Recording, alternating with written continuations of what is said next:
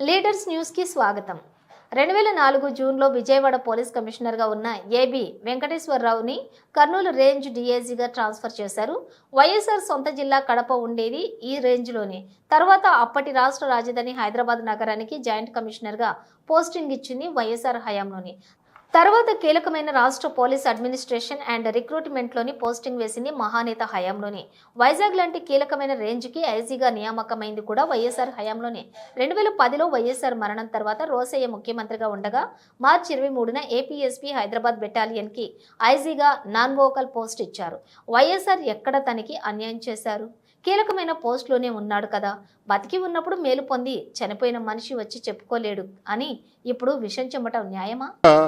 30 సంవత్సరాలు 15 సంవత్సరాలు సరైన ఉద్యోగం చేసాం. 15 సంవత్సరాలు ఎక్కడో ఇన్సిగ్నిఫికెంట్ పోస్టుల్లో చేసేవాళ్ళం. ఆ ఇన్సిగ్నిఫికెంట్ పోస్టుల్లో కూడా మేము చేయగలిగింది చేసేవాళ్ళం. 2019కి వచ్చేసరికి పరిస్థితి పూర్తిగా మారిపోయింది.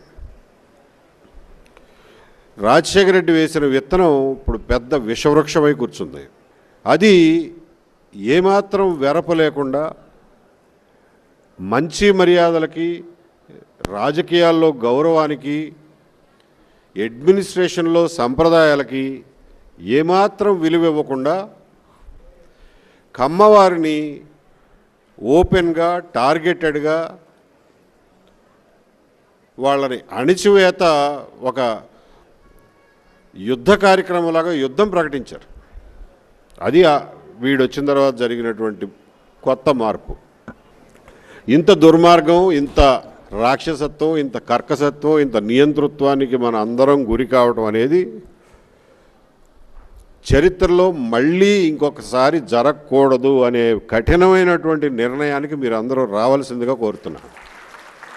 నెవర్ అగైన్, నెవర్ అగైన్ ఇటువంటి వాడిని మళ్ళా అటువంటి అధికారం పొందకుండా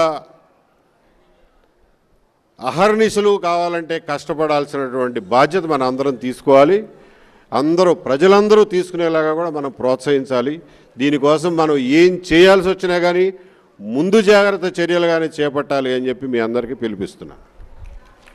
మనని ప్రత్యక్షంగా కాపాడడానికి ఏ రాజకీయ పార్టీ ముందుకు రాదు. కులంగా మీరు టార్గెట్ అయినాడు, మీరు కులంగానే ఎదుర్కోవాలి, కులంగానే ఐక్యత చూపించాలి, కులంగానే ఎదుర్కోవాలి. అదొక్కటే మీకున్న మార్గం.